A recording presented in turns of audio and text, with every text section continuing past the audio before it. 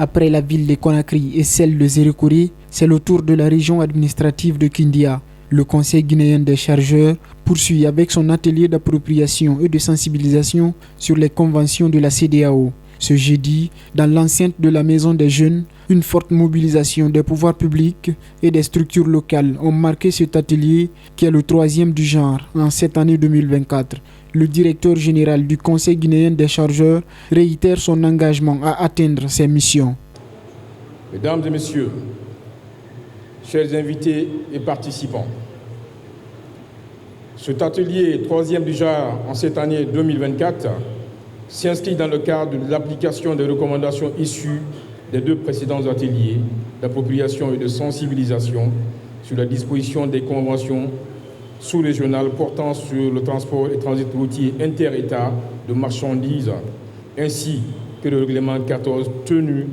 le 23 avril et le 1er juillet 2024, respectivement à Conakry et à Zérékoré. En effet, le Conseil guinéen des chargeurs, structure rattachée au ministère des Transports, ayant pour objet la représentation, l'assistance et la défense des intérêts de l'ensemble des opérateurs économiques de notre pays, a le privilège d'assurer le secrétariat permanent du Comité national de facilitation des transports et transits routiers inter-État de la République de Guinée. Le secrétaire général du Conseil guinéen des chargeurs, Souleymane Sidibé, compte atteindre à travers ces ateliers tous les acteurs du domaine afin de respecter toutes les mesures nationales et internationales qui sont l'un des facteurs du développement socio-économique. L'objectif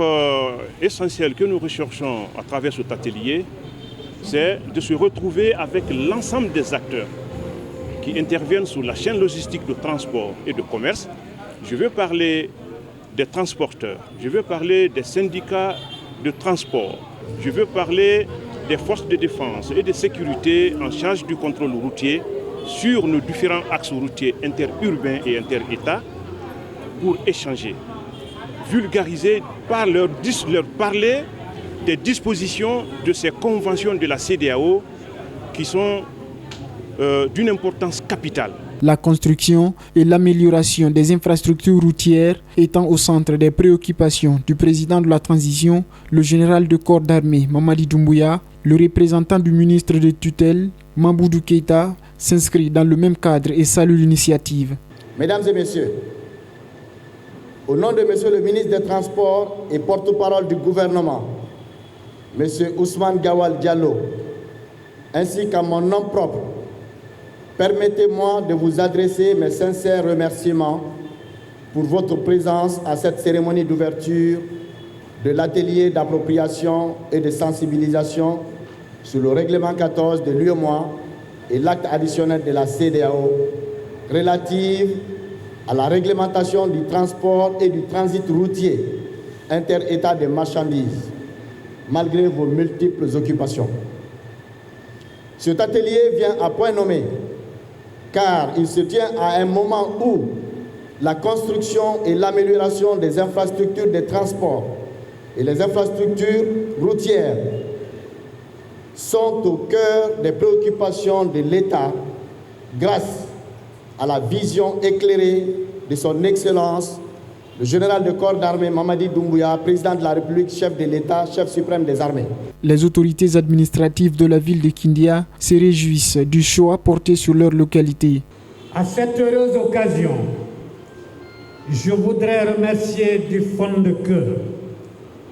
le gouvernement du Premier ministre et chef du gouvernement, M. Amadou Riba, à travers le ministère des Transports, par la Direction générale du Conseil guinéen des chargeurs, pour le choix porté sur notre région et plus précisément sur sa capitale pour abriter cet atelier d'appropriation et de sensibilisation sur les conventions de la CEDEAO relatives à la réglementation du transport et du transit routier inter-État de marchandises ainsi que le règlement 14 de l'UEMOA. Au terme de cet atelier, un panel a été tenu par les experts du domaine, notamment l'ancien ministre des Transports, un représentant de la douane nationale et un ancien conseiller au ministère des Transports pour faciliter la compréhension des enjeux de ces ateliers initiés par le CGC.